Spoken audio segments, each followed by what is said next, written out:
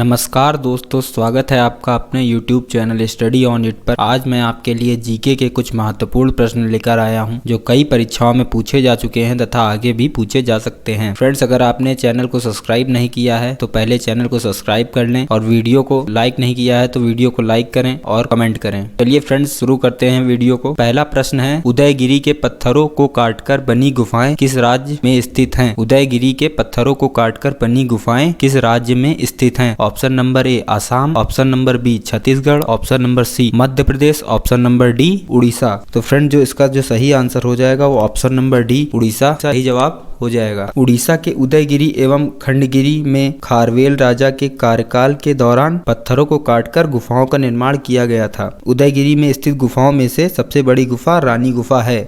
इसी प्रकार अगला प्रश्न है, प्रश्न नंबर 2, निम्नलिखित में से कौन सा सुल्तान था जिसने भारत में सांकेतिक मुद्रा का प्रचलन किया? निम्नलिखित में से कौन सा पहला सुल्तान था जिसने भारत में सांकेतिक मुद्रा का प्रचलन किया? Option number A Iltutmish, option number B Balban, option number C Mohammad bin Tughlaq, option number D Bahlol Lodi. तो इसका जो सही आंसर हो जाएगा वो option number C Mohammad bin Tughlaq ने भारत में सर्वप्रथम सांकेतिक मुद्रा का प्रचलन 1330 ईस्वी में करवाया था। बर्नी के कथानुसार खजाने में धन की कमी और साम्राज्य विस्तार की नीति को लागू करने हेतु सांकेतिक मुद्रा चलाने का प्रयास किया गया। सांकेतिक मुद्रा की योजना प्रशासनिक शिथिलता के कारण असफल रही। तो सांकेतिक मुद्रा का प्रचलन जो है मोहम्मद बिन तुगलक द्वारा करवाया गया था। ऑप्शन सी इसका सही जवाब हो जाएगा। इसी प्रकार अगला प्रश्न है, प्रश्न नंबर 3, शेख फरीद का सर्वाधिक ख्याति लब्ध शिष्य जिसने दिल्ली के 7 सुल्तानों का शासन देखा था? शेख फरीद का सर्वाधिक ख्याति लब्ध शिष्य जिसने दिल्ली के 7 सुल्तानों का शासन देखा था? Option number A Nizamuddin Auliya, option number B Sheikh Nasiruddin Chirag, option number C Sheikh Salim Chishti, option number D उपयुक्त में से कोई नहीं। तो इसका जो सही आंसर हो जाएगा ऑप्शन नंबर ए निजामुद्दीन औलिया। निजामुद्दीन औलिया शेख फरीद का एक ख्याति लब्ध शिष्य था और ऐसा शिष्य था जिसने दिल्ली के 7 सुल्तानों का शासन देखा था। निजामुद्दीन औलिया शेख फरीद का वह प्रिय शिष्य था जिसने दिल्ली के 7 सुल्तानों का शासन देखा था। निजामुद्दीन औलिया को महबूब ए इलाही और सुल्तान उल औलिया के नाम से भी जाना जाता है। निजामुद्दीन औलिया के प्रमुख शिष्यों में अमीर खुसरो का नाम उल्लेखनीय है, जो फारसी के उच्च कोटि के लेखक, कवि एवं संगीतकार भी हैं। तो इसका ऑप्शन नंबर ए आंसर सही हो जाएगा। इसी प्रकार अगला प्रश्न है, प्रश्न नंबर 4, मंदिर निर्माण कला में विमान शैली का प्रचलन किसके काल में हुआ? मंदिर निर्माण कला में विमान शैली का प्रचलन ऑप्शन नंबर ए है मौर्य वंश, ऑप्शन नंबर बी चोल वंश, ऑप्शन नंबर सी गुप्त वंश, ऑप्शन नंबर डी राजपूत वंश। तो इसका जो सही आंसर हो जाएगा वो ऑप्शन नंबर बी चोल वंश। चोल वंश में मंदिर निर्माण कला विमान शैली का प्रचलन हुआ था। मंदिर निर्माण कला में विमान शैली का प्रचलन चोल शासन काल में हुआ। विशालकाय विमान, मध्य में विस्तृत आंगन तथा प्रवेश द्वार चोल मंदिरों की विशेषता है। क्या क्या विशेषता है चोल मंदिर की? विशालकाय विमान, मध्य में विस्तृत आंगन तथा प्रवेश द्वार चोल मंदिरों की विशेषता है। ऑप्शन नंबर बी इसका सही जवाब हो जाएगा। इसी प्रकार अगला प्रश्न है, प्रश्न नंबर 5, निम्नलिखित में से कौन सी घटना सबसे अंत में हुई? निम्नलिखित में से कौन सी घटना सबसे अंत में हुई? Option number A Chauri Chaura की घटना, option number B Dandi march की घटना, option number C Gandhi Irwin समझौता, ऑप्शन नंबर डी सांप्रदायिक निर्माण की घोषणा। तो इसका जो सही आंसर हो जाएगा ऑप्शन नंबर डी सांप्रदायिक निर्माण की जो घोषणा हुई थी वह सबसे अंत में हुई थी। इन घटनाओं के बारे में भी जान लेते हैं। चौरी चौरा की जो घटना थी वह 5 फरवरी 1922 को हुई थी, और जो दांडी मार्च की घटना थी वह 12 मार्च 1930 को हुई थी, और गांधी इरविन समझौता जो हुआ था वह 5 मार्च 1931 को हुआ था। और सबसे लास्ट में ये सांप्रदायिक निर्माण की घोषणा हुई थी वो 16 अगस्त 1932 को हुई थी। ऑप्शन नंबर डी इसका सही जवाब हो जाएगा। इसी प्रकार अगला प्रश्न है, प्रश्न नंबर 6, निम्नलिखित में से कौन काशी विद्यापीठ का संस्थापक है? निम्नलिखित में से कौन काशी विद्यापीठ का संस्थापक है? Option number A Pandit Madan Mohan Malviya, option number B Acharya Narendra Dev, option number C Babu Shiv Prakash Gupta, option number D Mahatma Gandhi. तो इसका जो सही आंसर हो जाएगा option number C Babu Shiv Kumar Gupta Kashi Vidyapith के संस्थापक हैं। काशी विद्यापीठ के संस्थापक बाबू शिव प्रकाश गुप्त हैं। 10 फरवरी 1921 को असहयोग आंदोलन के दौरान बाबू शिव प्रसाद गुप्त एवं भगवान दास को मिलकर बनारस में काशी विद्यापीठ की स्थापना की थी। 1955 में इनका नाम बदलकर महात्मा गांधी विद्यापीठ कर दिया गया। प्रश्न ये भी बनता है कि इसका नाम कब बदला गया, तो इसका नाम बदला गया 1955 में, और बदलकर क्या नाम रखा गया, काशी विद्यापीठ से बदलकर महात्मा गांधी विद्यापीठ रख दिया गया 1955 में। इसी प्रकार अगला प्रश्न है प्रश्न नंबर 7, निम्नलिखित में से कौन सन 2015 सन 2016 में भारत का अधिक चीनी उत्पाद करने वाले राज्यों के सही अवरोही क्रम को प्रदर्शित करता है। निम्नलिखित में से कौन सन 2015 से सन 2016 में भारत का अधिक चीनी उत्पाद करने वालों राज्यों के सही अवरोही क्रम को प्रदर्शित करता है। Option number A Maharashtra, Uttar Pradesh, Karnataka, Tamil Nadu. Option number B Maharashtra, Uttar Pradesh, Tamil Nadu, Karnataka. Option number C Uttar Pradesh, Maharashtra, Karnataka, Tamil Nadu. Option number D है उत्तर प्रदेश, कर्नाटक, महाराष्ट्र, तमिलनाडु। तो इसका जो सही आंसर हो जाएगा वो ऑप्शन नंबर सी हो जाएगा, उत्तर प्रदेश, महाराष्ट्र, कर्नाटक, तमिलनाडु। सन 2015 से सन 2016 में भारत के बृहत्तम मतलब अधिक चीनी उत्पाद करने वाले राज्यों का सही अवरोही क्रम महाराष्ट्र है, उत्तर प्रदेश, तमिलनाडु, कर्नाटक। इसी प्रकार अगला प्रश्न है फ्रेंड्स, प्रश्न नंबर 8 मध्य प्रदेश के नेपानगर में है। मध्य प्रदेश के नेपानगर में है। ऑप्शन नंबर ए चीनी मिल, ऑप्शन नंबर बी अखबारी कागज का कारखाना, ऑप्शन नंबर सी इस्पात संयंत्र, ऑप्शन नंबर डी भारी इंजीनियरिंग संयंत्र। का जो सही आंसर हो जाएगा फ्रेंड्स ऑप्शन नंबर बी अखबारी कागज का कारखाना मध्य प्रदेश के नेपानगर में है।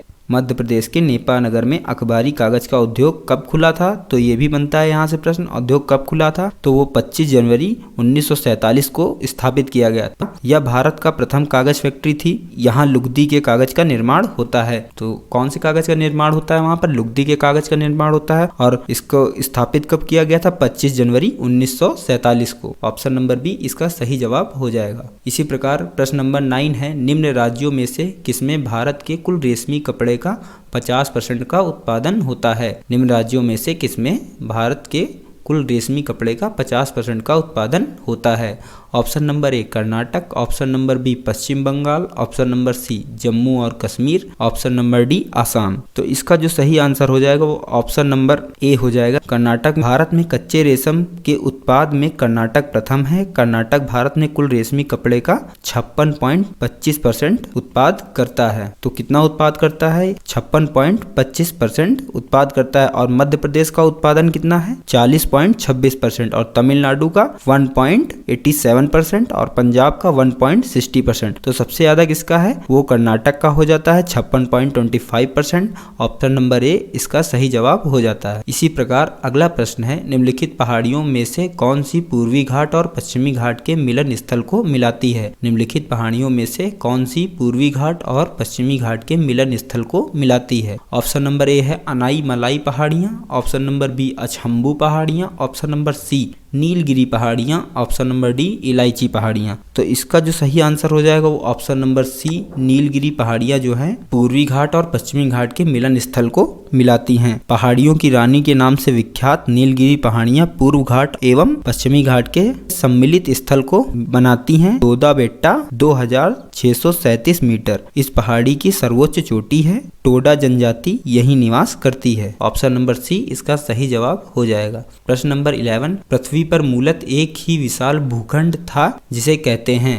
पृथ्वी पर मूलत एक ही विशाल भूखंड था जिसे कहते हैं। ऑप्शन नंबर ए है Panthalassa, option number B Pangaea, option number C Laurentia, option number D Gondwana land. तो इसका जो सही आंसर हो जाएगा वो ऑप्शन नंबर बी हो जाएगा, पेंजिया। पृथ्वी पर मूलत एक ही विशाल भूखंड है जिसे पेंजिया कहते हैं। पेंजिया पृथ्वी पर मूलत एक ही विशाल भूखंड था। यह एक विशाल एकीकृत महाद्वीप या जिसका अस्तित्व लगभग 250 मिलियन वर्ष पूर्व पैलियोजिक और मीसोजोइक युग के दौरान था। मौजूदा महाद्वीप अपने वर्तमान स्वरूप में इसी में से निकालकर आए थे। ऑप्शन नंबर बी इसका सही जवाब हो जाएगा। इसी प्रकार अगला प्रश्न है, प्रश्न नंबर 12, विदेशों में सभी राजदूतों या कमिश्नर के परिचय पत्र किसके द्वारा प्राप्त किए जाते हैं। विदेशों में सभी राजदूतों या कमिश्नर के परिचय पत्र किसके द्वारा प्राप्त किए जाते हैं। ऑप्शन नंबर ए हम प्रधानमंत्री, ऑप्शन नंबर बी विदेश मंत्री, ऑप्शन नंबर सी राष्ट्रपति, ऑप्शन नंबर डी उपराष्ट्रपति। तो इसका जो सही आंसर हो जाएगा ऑप्शन नंबर सी राष्ट्रपति। राष्ट्रपति द्वारा विदेशों के सभी राजदूतों या कमिश्नर के परिचय पत्र प्राप्त किए जाते हैं। अगला प्रश्न है प्रश्न नंबर 13, भारतीय संसद के घटक हैं। भारतीय संसद के घटक हैं। ऑप्शन नंबर ए केवल लोकसभा और राज्यसभा, ऑप्शन नंबर बी राष्ट्रपति, लोकसभा व Rajya Sabha. Option number C Lok Sabha, राष्ट्रपति व मंत्री परिषद। Option number D Lok Sabha, Rajya Sabha व मंत्री परिषद। तो इसका जो सही आंसर हो जाएगा ऑप्शन नंबर बी, राष्ट्रपति, लोकसभा व राज्यसभा भारतीय संसद के घटक हैं। अनुच्छेद 79 आर्टिकल 79 में कहा गया है कि संघ के लिए एक संसद होगी जो राष्ट्रपति और 2 सदनों से मिलकर बनेगी, जिसके नाम राज्यसभा और लोकसभा होंगे। इसका अर्थ है कि संघ के लिए एक संसद सदैव अस्तित्व में रहेगी। संसद के 3 घटकों में से केवल लोकसभा का ही विघटन हो सकता है। तो ऑप्शन नंबर बी इसका सही जवाब हो जाएगा। भारतीय संसद के घटक राष्ट्रपति, लोकसभा व राज्यसभा। इसी प्रकार अगला प्रश्न है, भारतीय संविधान की निम्न दी गई अनुसूचियों में से कौन सी सूची राज्यों के नामों की सूची तथा राज्य क्षेत्रों की जानकारी देती है? भारतीय संविधान की निम्न दी गई अनुसूचियों में से कौन सी सूची राज्यों के नामों की सूची तथा राज्य क्षेत्रों की जानकारी देती है? ऑप्शन नंबर ए है पहली सूची, ऑप्शन नंबर बी दूसरी सूची, ऑप्शन नंबर सी तीसरी सूची, ऑप्शन नंबर डी चौथी सूची। तो इसका जो सही आंसर हो जाएगा वो ऑप्शन नंबर ए हो जाएगा, पहली सूची। पहली सूची में भारतीय संविधान की राज्यों के नामों की सूची तथा राज्य क्षेत्रों की जानकारी दी गई है। भारतीय संविधान में 12 अनुसूचियों का उल्लेख है। अनुसूची में भारतीय संसद के घटक राज्यों एवं क्षेत्रों का उल्लेख किया गया है। ऑप्शन नंबर ए इसका सही जवाब हो जाएगा। इसी प्रकार अगला प्रश्न है, प्रश्न नंबर 15, यूएनओ सुरक्षा परिषद में कितने स्थायी सदस्य हैं? यूएनओ सुरक्षा परिषद में कितने स्थायी सदस्य हैं? Option number A 5, option number B 7, option number C 8, option number D 15। तो इसका जो सही आंसर हो जाएगा वो ऑप्शन नंबर ए हो जाएगा 5। यूएनओ सुरक्षा परिषद में 5 स्थायी सदस्य हैं। सुरक्षा परिषद में कुल 15 सदस्य होते हैं, जिसमें 5 स्थायी सदस्य अमेरिका, ब्रिटेन, रूस, चीन तथा फ्रांस, और सुरक्षा परिषद को 10 अस्थायी सदस्यों का चुनाव महासभा द्वारा 2 वर्षों के लिए किया जाता है। 5 स्थायी सदस्यों को निषेधाधिकार प्राप्त है। अंतर्राष्ट्रीय शांति एवं सुरक्षा से संबंधित महत्वपूर्ण विषयों पर 5 स्थायी सदस्यों सहित 9 सदस्यों का समर्थन आवश्यक है। ऑप्शन नंबर ए जो है इसका सही जवाब हो जाएगा। इसी प्रकार अगला प्रश्न है, प्रश्न नंबर 16, एक संघीय व्यवस्था और केंद्र में द्वैध शासन भारत में लागू किया गया। एक संघीय व्यवस्था और केंद्र में द्वैध शासन भारत में लागू किया गया। ऑप्शन नंबर ए 1909 के अधिनियम के द्वारा, ऑप्शन नंबर बी 1919 के अधिनियम के द्वारा, ऑप्शन नंबर सी 1935 के अधिनियम के द्वारा, ऑप्शन नंबर डी उपयुक्त में से कोई नहीं। तो इसका जो सही आंसर हो जाएगा ऑप्शन नंबर सी हो जाएगा, 1935 के अधिनियम के द्वारा एक संघीय व्यवस्था और केंद्र में द्वैध शासन भारत में लागू किया गया। भारत शासन अधिनियम की निम्न विशेषताएं हैं, अखिल भारतीय संघ प्रांतीय स्वायत्तता, केंद्र में द्वैध शासन की स्थापना, संघीय न्यायालय की व्यवस्था, ब्रिटिश संसद की सर्वोच्चता और भारत परिषद का अंत, सांप्रदायिक निर्वाचन पद्धति का विस्तार है। ऑप्शन नंबर सी जो है इसका सही आंसर हो जाएगा 1935 के अधिनियम के द्वारा। क्वेश्चन नंबर 17 है, निम्नलिखित में से कौन सा ऊष्मा का सर्वाधिक उत्तम चालक है? निम्नलिखित में से कौन सा ऊष्मा का सर्वाधिक उत्तम चालक है? ऑप्शन नंबर ए है जल, ऑप्शन नंबर बी पारा, option number C benzene, option number D चमड़ा। तो इसका जो सही आंसर हो जाएगा ऑप्शन नंबर ए हो जाएगा जल। जल ऊष्मा का सर्वाधिक उत्तम चालक है, जबकि बर्फ जो है वो ऊष्मा का कुचालक होती है, और ऊष्मा का मात्रक जो होता है वो जूल है, और ऊष्मा ऊर्जा का ही एक रूप है। परंतु यह वह ऊर्जा है जो एक वस्तु से दूसरी वस्तु में केवल तापांतर के कारण स्थानांतरित होती है। किसके कारण होती है? टेम्परेचर डिफरेंस के कारण ही एक दूसरे में स्थानांतरित होती है। ऑप्शन नंबर ए जो है इसका सही जवाब हो जाएगा, ऊष्मा का सर्वाधिक उत्तम चालक जल। इसी प्रकार अगला प्रश्न है, प्रश्न नंबर 18, गुरुत्वीय तरंगों को पहली बार देखा गया। गुरुत्वीय तरंगों को पहली बार देखा गया। तो ऑप्शन नंबर ए है सितंबर सन 2014 में, ऑप्शन नंबर ई सितंबर सन 2015 में, ऑप्शन नंबर सी अगस्त सन 2017 में, ऑप्शन नंबर डी अक्टूबर सन 2017 में। तो इसका जो सही आंसर हो जाएगा वो हो जाएगा ऑप्शन नंबर बी, सितंबर सन 2015 में गुरुत्वीय तरंगों को पहली बार देखा गया। तो आकर्षण तरंगों को पहली बार 14 सितंबर सन 2015 को देखा गया था। ऑप्शन नंबर बी इसका सही जवाब हो जाएगा। इसी प्रकार अगला प्रश्न है, प्रश्न नंबर 19, निम्नलिखित में से कौन सूखा बर्फ कहलाता है? निम्नलिखित में से कौन सूखा बर्फ कहलाता है? ऑप्शन नंबर ए है निर्जल बर्फ, ऑप्शन नंबर बी ठोस hydrogen peroxide, option number C ठोस जल, ऑप्शन नंबर डी ठोस कार्बन डाइऑक्साइड। इसका जो सही आंसर हो जाएगा ऑप्शन नंबर डी हो जाएगा ठोस कार्बन डाइऑक्साइड। ठोस कार्बन डाइऑक्साइड को सूक्ष्म बर्फ भी कहते हैं। कार्बन के विभिन्न रूपों को जिसमें रासायनिक गुणों में समानता एवं भौतिक गुणों में अंतर रहता है उसे कार्बन का अवरूप कहते हैं। ऑप्शन नंबर डी जो है इसका सही जवाब हो जाएगा। इसी प्रकार फ्रेंड्स अगला प्रश्न है प्रश्न नंबर 20। क्षय रोग मानव शरीर के किस भाग को प्रभावित करता है? क्षय रोग मानव शरीर के किस भाग को प्रभावित करता है? ऑप्शन नंबर ए है फेफड़े, ऑप्शन नंबर बी आमाशय, ऑप्शन नंबर सी वृक्क, ऑप्शन नंबर डी यकृत। तो इसका जो सही आंसर हो जाएगा वो ऑप्शन नंबर ए हो जाएगा फेफड़े। क्षय रोग मानव शरीर के फेफड़े को प्रभावित करते हैं। यह रोग माइक्रोबैक्टीरियम नामक जीवाणु से होता है। किस जीवाणु के से होता है? माइक्रोबैक्टीरियम नामक जीवाणु से होता है। ऑप्शन नंबर ए इसका सही जवाब हो जाएगा। क्षय रोग मानव शरीर के फेफड़े को प्रभावित करते हैं। इसी प्रकार अगला प्रश्न है प्रश्न नंबर 21।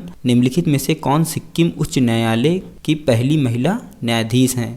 इंपॉर्टेंट क्वेश्चन है दोस्तों, कई बार पूछा जा चुका है। निम्नलिखित में से कौन सिक्किम उच्च न्यायालय की पहली महिला न्यायाधीश हैं? ऑप्शन नंबर ए है Meenakshi Madan Rai, option number B Shivani Rai, option number C Rohini Rai, option number D Mitali Rai. तो इसका जो दोस्तों सही आंसर हो जाएगा वो option number A Meenakshi Madan Rai. Meenakshi Madan Rai जो है वो सिक्किम उच्च न्यायालय की पहली महिला न्यायाधीश हैं। ऑप्शन नंबर ए इसका सही जवाब हो जाएगा। इसी प्रकार अगला प्रश्न है डीजल लोकोमोटिव वर्क्स वाराणसी अब बनता या प्रदान करता है? डीजल लोकोमोटिव वर्क्स वाराणसी अब बनता या प्रदान करता है? Option number A diesel engine, option number B बिजली engine, option number C diesel और बिजली इंजन दोनों, option number D diesel engine और बिजली इंजन की कमी। तो इसका जो सही आंसर हो जाएगा वो ऑप्शन नंबर सी हो जाएगा डीजल और बिजली इंजन दोनों।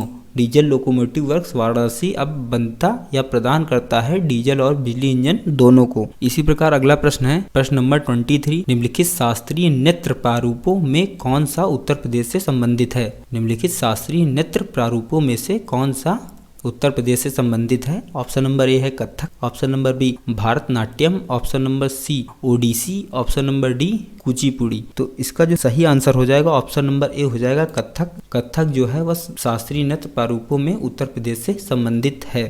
कथक उत्तर प्रदेश का शास्त्रीय नृत्य है। भारतनाट्यम जो है वो तमिलनाडु का हो जाता है और जो कुचिपुड़ी जो है वो केरल का हो जाता है और तमिलनाडु का ओडिसी हो जाता है। कुचिपुड़ी केरल का और तमिलनाडु का ओडिसी हो जाता है। इसी प्रकार अगला प्रश्न है प्रश्न number 24।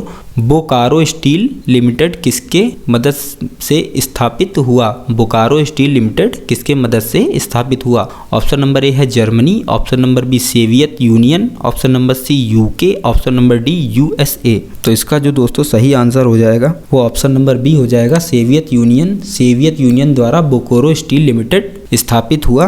Bokaro steel limited Jharkhand राज्य में स्थित है। तो कहाँ पर स्थित है? झारखंड राज्य में बोकारो स्टील लिमिटेड स्थित है। यह रूस की सहायता से कौन से वर्ष में हुआ था? 1964 में स्थापित किया गया। 1964 में स्थापित किया गया रूस के द्वारा। इसी प्रकार अगला प्रश्न है प्रश्न नंबर 25 लास्ट प्रश्न है Time person of the year सन 2018 निम्न में से किसे चुना गया? Time person of the year सन 2018 निम्न में से किसे चुना गया? ऑप्शन नंबर ए है Jamal Khashoggi, option number B Narendra Modi, option number C Donald Trump, option number D Kim Jong Un. तो इसका जो सही आंसर हो जाएगा दोस्तों वो हो जाएगा बी नरेंद्र मोदी। नरेंद्र मोदी को Time person of the year सन 2018 के लिए चुना गया। दोस्तों अगर आपको वीडियो अच्छा लगा हो तो वीडियो को लाइक करें और चैनल को सब्सक्राइब करें। कमेंट सेक्शन में आकर कमेंट करें। Thanks for watching.